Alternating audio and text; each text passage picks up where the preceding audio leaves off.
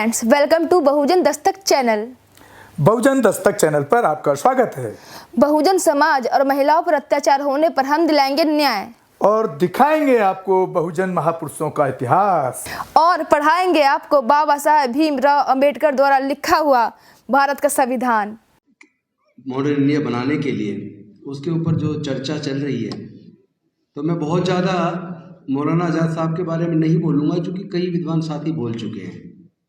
निसंदेह चाहे वो आईआईटी हो, चाहे यूनिवर्सिटी ग्रांट कमीशन हो, या आधुनिक जो शिक्षा भारत के अंदर आई उसको लाने वाले सबसे विद्वान लोगों में से एक और आधुनिक भारत के निर्माताओं में से एक मौलाना अबुल कलाम आज़ाद जी थे। मैं उनको नमन करते हुए इस सब्जेक्ट से थोड़ा हट के बात करना चाहूँगा, क्योंकि इस पे तो हमारे विद्वान साथी बोल चुके। उसी बात को मैं भी दोहराऊँ तो एक तरीके से टाइम का वेस्ट होगा। आज हमें चर्चा करनी चाहिए आज के भारत पे कि मौलाना साहब किस तरह का भारत देखना चाहते थे। और अभी जो हमारे प्रोफेसर जो दिल्ली स्कूल ऑफ इकोनॉमिक्स से थे, उन्होंने एक बड़ी खूबसूरत बात की, जहाँ शांति होती है वहाँ तरक्की होती है, और जहाँ अशांति होती है वहाँ बर्बादी होती है। हमारे देश को, भारत को, उन पड़ोसी देशों से सबक लेना चाहिए जहाँ जहाँ कट्टरपन बढ़ा, अशांति बढ़ी और वो देश बर्बाद और तबाह हो गए। कहीं ऐसा तो नहीं कि भारत भी बर्बादी के रास्ते की तरफ चल पड़ा है, क्योंकि भारत में अब से 30 साल पहले उस तरह का कट्टरपन नहीं दिखता था। आज भारत में कट्टरपन बढ़ रहा है। देश लोगों से मिलके बनता है। भारत एक विविधताओं का देश है। भारत में अनेकों धर्म और अनेकों जातियां, अनेकों संस्कृतियां हैं। हर 50 किलोमीटर पर भारत में भाषा बदल जाती है, संस्कृति बदल जाती है। लेकिन शायद यही भारत की खूबसूरती है कि इतनी विविधताओं के बावजूद भारत एक राष्ट्र के रूप में न केवल निर्मित हुआ बल्कि आगे बढ़ा और मजबूत हुआ। लेकिन हमारे देश को नजर लग गई, पिछले 40 सालों में हम देखें तो देश जिस यूनिटी के साथ आगे बढ़ना चाहिए था और जिस तरह का देश हमारे देश के स्वतंत्रता सेनानी, हमारे देश के संविधान निर्माता जिस तरह का भारत बनते हुए देखना चाहते थे, हम उसके बिल्कुल विपरीत दिशा में चल पड़े हैं। देश लोगों से मिलकर बनता है। अगर सब लोग तरक्की करें तो देश तरक्की करता है। अगर चंद लोग तरक्की करें, बाकी लोग पिछड़ते चले जाएं, तो पूरा देश पिछड़ता है। आज भारत की स्थिति ऐसी है, अगर उसे एक शरीर के तौर पे देखा जाए तो जिस तरह एक शरीर का, अगर सपोज करो एक हाथ बहुत ज्यादा मजबूत हो जाए, लोहा लाट एकदम, और बाकी का जो शरीर है वो पूरा पैरालाइज्ड हो जाए, तो वो शरीर कमजोर स्वस्थ शरीर के तुलना में भी अच्छा रिजल्ट नहीं दे सकता। तो आज भारत में 5 से 10% लोग बहुत मजबूत हो रहे हैं, लेकिन 90 से 95% के बीच भारत के लोग कमजोर हो रहे हैं। अगर मैं भारत के मुसलमानों की बात करूं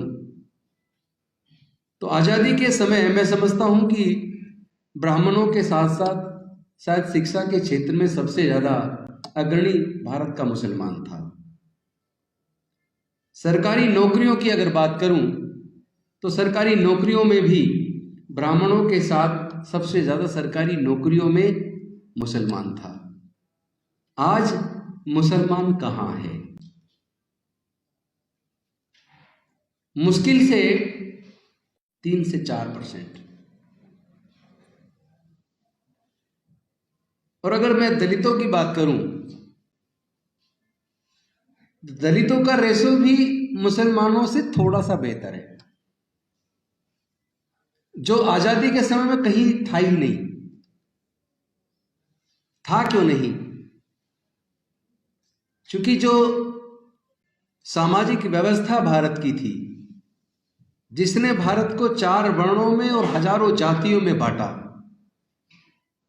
और जिस कॉन्स्टिट्यूशन से भारत चलता था, वो कॉन्स्टिट्यूशन डॉक्टर बाबा साहेब अम्बेडकर के बनाए संविधान से पहले का जो कॉन्स्टिट्यूशन था वो मनुस्मृति था। मनुस्मृति जो एक वर्ग विशेष को, एक पर्टिकुलर क्लास को एजुकेशन का अधिकार देता था, पढ़ने पढ़ाने का, एक पर्टिकुलर कैटेगरी को व्यापार करने का अधिकार देता था, एक पर्टिकुलर कैटेगरी को रूल करने का, शस्त्र धारण करने का अधिकार देता था, और लगभग 88% लोगों को ना पढ़ने का, ना संपत्ति का, ना व्यापार का, यहाँ तक कि मानवता का भी दर्जा नहीं देता था, जिसकी वजह से 85 से 90% लोग बेहद पिछड़ गए। और आज़ादी के बाद एजुकेशन सबको एक जैसी मिलनी शुरू हुई। जिनको हजारों साल से स्कूलों में पढ़ने का अधिकार नहीं था, उनको पढ़ने का मौका मिला। तो गरीब से गरीब परिवार के बच्चे भी जज, engineer, doctor, collector, scientist, professor बनने लगे। लेकिन आज हम कहाँ जा रहे हैं? क्या कभी कोई सोचता है कि पहले सब लोग सरकारी स्कूलों से पढ़ के कहाँ कहाँ तक पहुंच के भारत को कितने नीचे से कितने ऊंचाइयों तक लेकर आए? तो वो जितने विद्वान थे, क्योंकि हमने एक सर्वे किया सर्वोच्च न्यायालय में, उच्च न्यायालय में, या जितने देश में जजेज हैं वो सरकारी स्कूलों से पढ़े हैं या प्राइवेट से पढ़े हैं। जितने senior doctor, senior engineer, senior scientist, senior professor, senior advocates, वो सरकारी से पढ़े हैं या प्राइवेट से पढ़े हैं। तो हमारे सर्वे से निकल कर आया 98% सरकारी स्कूलों से पढ़े हैं। फिर ये प्राइवेट स्कूल खुलने क्यों शुरू हुए और सरकारी स्कूलों का बंद होना या कमजोर होना क्यों शुरू हुआ? किसने किया? मैं समझता हूं ये किसी वर्ग विशेष ने नहीं किया, ये भारत की सरकारों ने स्वयं किसके दबाव में किया, ये आप बेहतर समझ सकते हैं। कुछ लोगों को इसी बात को लेकर तकलीफ हो गई जो हजारों साल तक उनके गुलाम रहे, जिनको मानवता का दर्जा न था, बोलने का अधिकार न था, वो पढ़ने की वजह से, नौकरी की वजह से बगल में आके बैठने लगे। वो जज, इंजीनियर, डॉक्टर, प्रोफेसर, साइंटिस्ट बनने लगे। तो गरीबों के बच्चे पढ़ेंगे तो अमीरों के बच्चों के सामने, मैं गरीब अमीर जानबूझ के इस्तेमाल कर रहा हूँ, मैं कोई पर्टिकुलर कास्ट की बात नहीं करना चाहता, आप पढ़े लिखे लोग समझ सकते हैं कौन लोग थे जिन्होंने 90% लोगों को पढ़ाई से दूर रखा। कौन थे वो लिखने वाले? किसका लिखने पर कब्जा था? You all can better understand.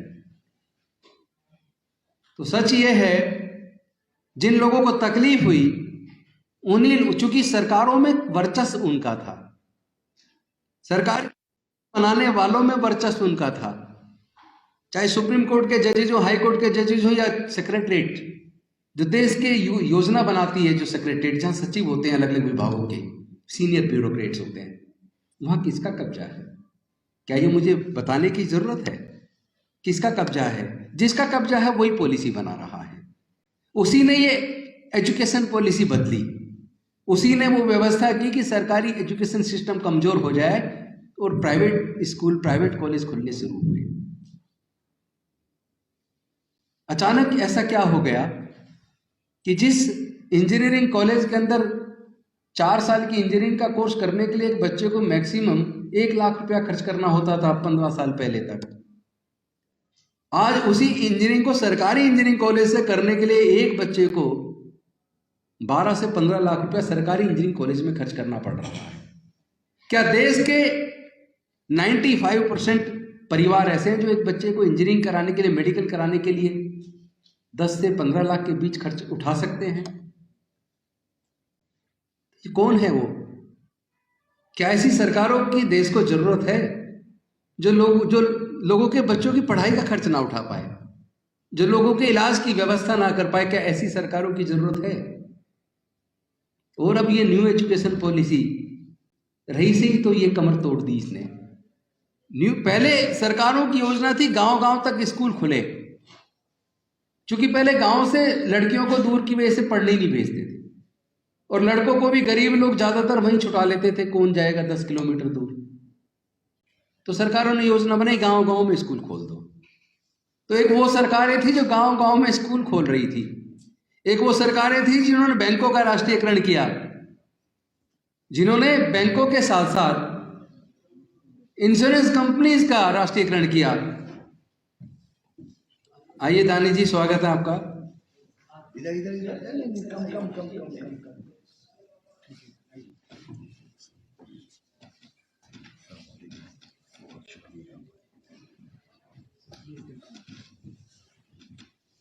तो एक वो सरकारें थी जिन्होंने बैंकों का, इंश्योरेंस कंपनी का राष्ट्रीयकरण किया। डॉक्टर बाबा साहेब अम्बेडकर चाहते थे कि देश की प्राकृतिक संपदा सब में समान रूप से वितरित हो, उद्योगों का राष्ट्रीयकरण हो, और एक आज की सरकारें जो देश के संसाधनों को बेच रही हैं, प्राइवेटाइज कर रही हैं। न्यू एजुकेशन पॉलिसी में स्कूलों को बंद करके मर्ज किया जा रहा है कि 3,500 से जहां कम बच्चे होंगे उन स्कूलों को बंद कर दिया जाएगा। 10-10 गांवों के स्कूल मिला के एक स्कूल बनाना, इसका मतलब फिर से बच्चों को स्कूल जाने से रोकना। और ये जो न्यू एजुकेशन पॉलिसी में जो कैटेगराइजेशन ऑफ यूनिवर्सिटीज हुआ है, A grade university, B grade university, C grade university. A grade को पूरा खर्चा खुद उठाना पड़ेगा यूनिवर्सिटी को। खुद का मतलब वो बच्चे उठाएंगे, यूनिवर्सिटी थोड़ा जेब से देगी, वो बच्चों से वसूलेगी। बी ग्रेड यूनिवर्सिटी को 75% खुद उठाना होगा, वो भी बच्चों को उठाना होगा। यानी कि एक बच्चे को ₹1,00,000 से ऊपर हर साल का खर्चा कितने लोग उठा पाएंगे देश के? मेरे ख्याल से 98% लोग नहीं उठा पाएंगे। सी ग्रेड यूनिवर्सिटी को भी 25% खर्चा उठाना होगा, जो भी मेरे ख्याल से कम 25-30 हज़ार रुपया साल का होगा। इसका मतलब ये हुआ कि गरीब लोग तो, बच्चे तो सरकार मतलब हायर एजुकेशन में जाएंगे ही नहीं। ऐसी कौन सी न्यू एजुकेशन पॉलिसी जो लोगों को पढ़ने से रोक रही है? और उसके ऊपर आज के इस व्याख्यान में मुझे लगता है इस पे भी चर्चा होनी चाहिए। आप तो चलो पढ़ने लिखने वाले लोग हैं, विद्वान लोग हैं, मेहनत कर रहे हैं, पढ़ रहे हैं, लेकिन ये पूरी कम्युनिटी, विशेष रूप से मुस्लिम, दलित, आदिवासी, अति पिछड़े वर्ग के लोग, वो पूरी तरह एकदम आउट हो गए। पहले जैसे आउटकास्ट शब्द डॉक्टर बाबा साहेब अम्बेडकर यूज करते थे देश के दलित, आदिवासी और पिछड़े वर्ग के लिए, आउटकास्ट। अब तो भारत में दलित, आदिवासी, मुस्लिम, अति पिछड़े, ये सब आउटकास्ट हो जाएंगे। मुख्य धारा से सब ये कट जाने वाले हैं।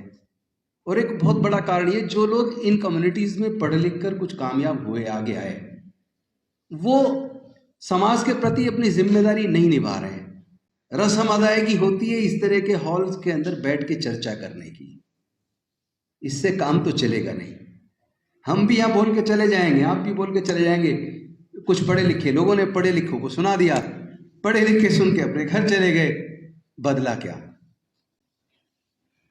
हम जहां से आए हैं, जो हमारी रूट्स हैं, अपने दिल्ली की कॉलोनीज देख लीजिए, यूपी के देख लीजिए, और भी कहीं की देख लीजिए। दानिश जी भी मुझे लगता है संसद में इन मुद्दों को उठाते हैं। वो कम्युनिटीज पूरी तरह से कट गई हैं, रोजगार भी जा रहे हैं, उनकी पढ़ाई भी छिन रही है।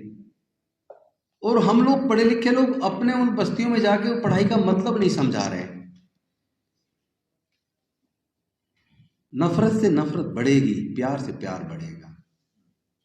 नफरत बढ़ाने का काम बहुत तेजी से स्वयं सरकारें कर रही है, और सरकार में बैठे हुए जनता के प्रतिनिधि और नेता, उनके अंदर इतनी भी हिम्मत नहीं है, उनका जमीर इस हद तक मर चुका है कि जो साहबानों के साथ जो हुआ,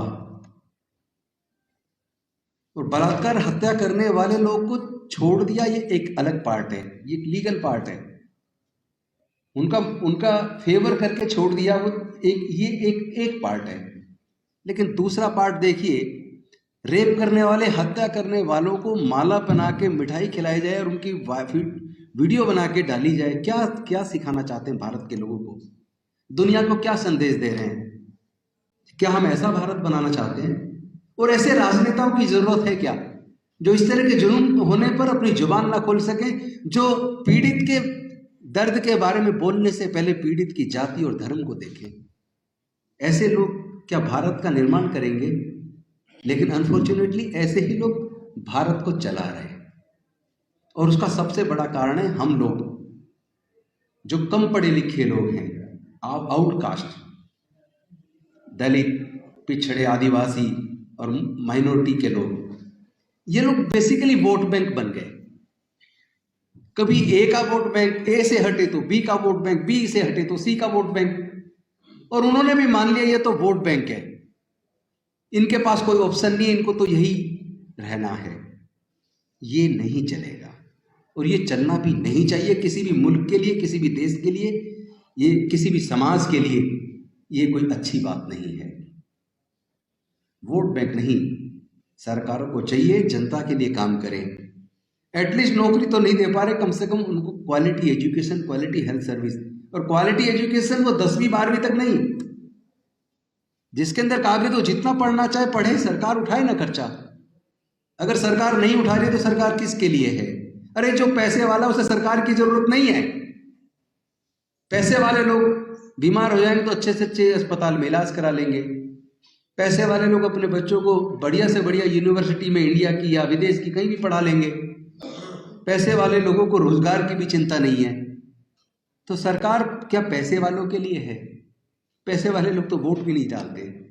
जो वोट डालते हैं, जो सरकारों को चुनते हैं, जो मंत्री, मुख्यमंत्री और प्रधानमंत्री बनाते हैं, अनफॉर्चुनेटली प्रधानमंत्री, मुख्यमंत्री और मंत्री, MP, MLA उन्हीं वोटर्स के लिए काम करने की बजाय वहाँ जाने के बाद उन्हीं पूंजीपतियों के लिए काम करने लगे हैं। ये देश को पीछे ले जाने वाला काम है। देश में जब मेजोरिटी पिछड़ जाएगी, मेजोरिटी शिक्षा से वंचित हो जाएगी, तो फिर देश तो कम से कम आगे नहीं बढ़ सकता। इन मुद्दों पे मुझे लगता है हमें चिंतन करना चाहिए। और अगर हमें अपने समाज का दर्द है, अगर हम दलितों की, आदिवासियों की, पिछड़े वर्ग की, माइनॉरिटीज़ की बात करें, तो जो पढ़े लिखे लोग, उनकी जिम्मेदारी थोड़ी ज़्यादा बन जाती है। वो अपने गांव की बस्तियों में जाएं, वो कॉलोनियों में जाके अपने लोगों को शिक्षा का महत्व समझाएं और अपनी उस वोट का महत्व समझाएं, जिस वोट का महत्व उन्हें पता ही नहीं है।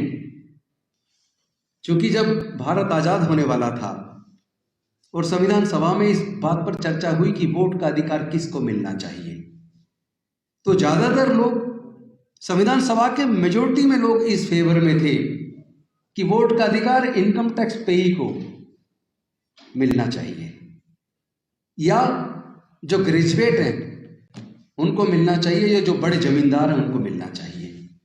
सोच के देखो, अगर वोट का अधिकार केवल ग्रेजुएट को मिला होता, केवल इनकम टैक्स पेई को मिला होता, केवल बड़े जमींदारों को मिला होता, तो भारत में केवल 5% लोगों को वोट का अधिकार मिलता। फिर जो वो 5% जो सरकारें चुनती, वो सरकारें उन 5% के लिए काम करती, फिर देश के लोगों के लिए काम ना होता। लेकिन डॉक्टर बाबा साहेब अम्बेडकर संविधान सभा के सामने अड़ गए, क्योंकि वो ये जानते थे कि इस मनुस्मृति के वजह से जिन लोगों को पढ़ने का हजारों साल से अधिकार ही नहीं था, जिनको संपत्ति का अधिकार नहीं था, व्यापार का अधिकार नहीं था, फिर वो ग्रेजुएट कैसे होते, वो व्यापारी कैसे होते, वो इनकम टैक्स पेई कैसे होते, वो जमींदार कैसे होते। तो डॉक्टर बाबा साहेब अम्बेडकर जी ने अपनी तर्क से, अपनी लॉजिक से, आर्ग्यूमेंट से पूरी संविधान सभा को इस बात को मानने के लिए मजबूर किया कि भारत में रहने वाले सभी लोगों को वोट का अधिकार मिलेगा और सबकी वोट की कीमत बराबर होगी। 1 मैन 1 वोट, 1 वोट 1 वैल्यू।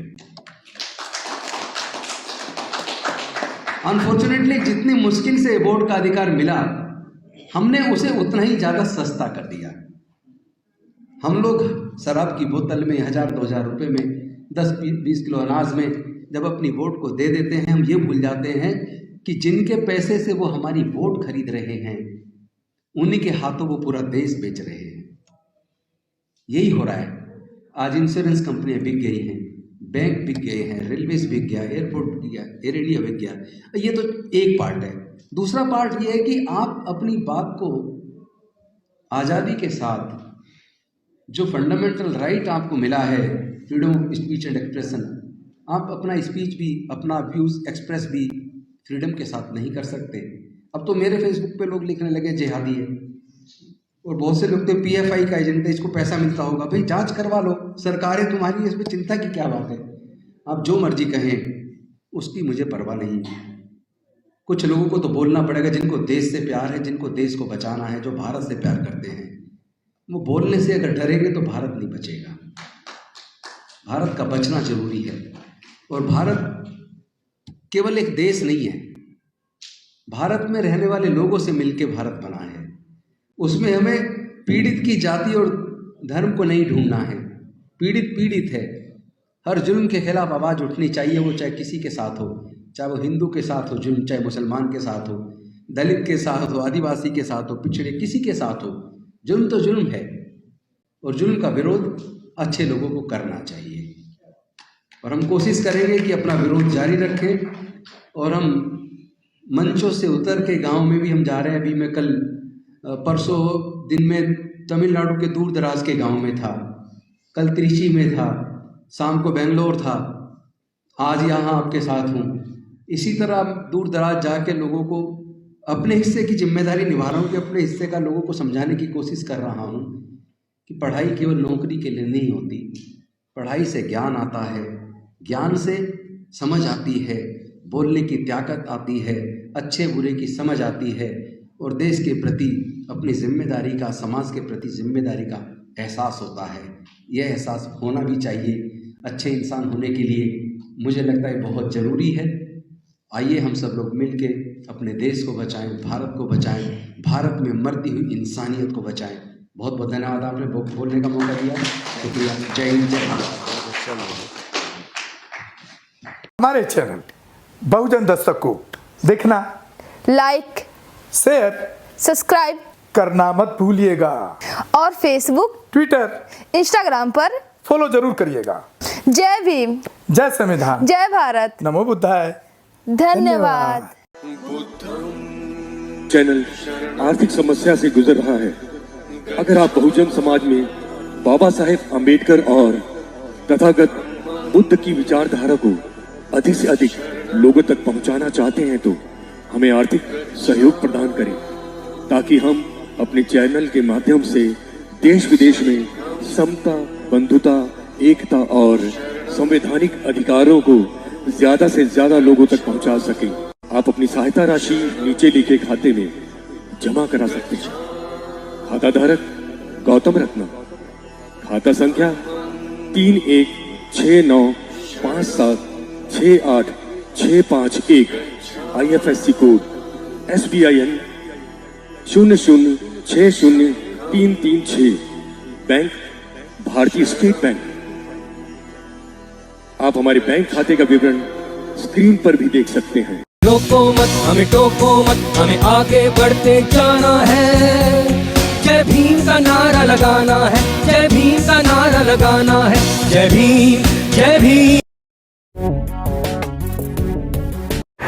मैं गौतम रत्ना आपका बहुजन फिल्म प्रोडक्शन में स्वागत करता हूं। और आप हमारे प्रोडक्शन हाउस के अंदर अपना कैरियर बना सकते हैं as a film director, as a producer and actor and actress and editor and cinematographer also. अगर आपको फिल्म से रिलेटेड कुछ भी प्रोजेक्ट आपको बनवाना है तो हमारे पास में पूरा सेटअप है, जिसमें फिल्म कैमरा है, शूटिंग लाइट्स है और एडिटिंग है। सारा A to Z एक ही जगह पर आपको हमारे यहाँ पर मिल जाएगा। तो दोस्तों आप हमें कांटेक्ट कर सकते हैं हमारे नंबर्स पर 9810085714 और 8510005714। हमारे वेबसाइट पे विजिट कर सकते हैं www.filmserviceindia.com और हमें मेल भी कर सकते हैं gautamfilmsproduction@gmail.com पर। धन्यवाद।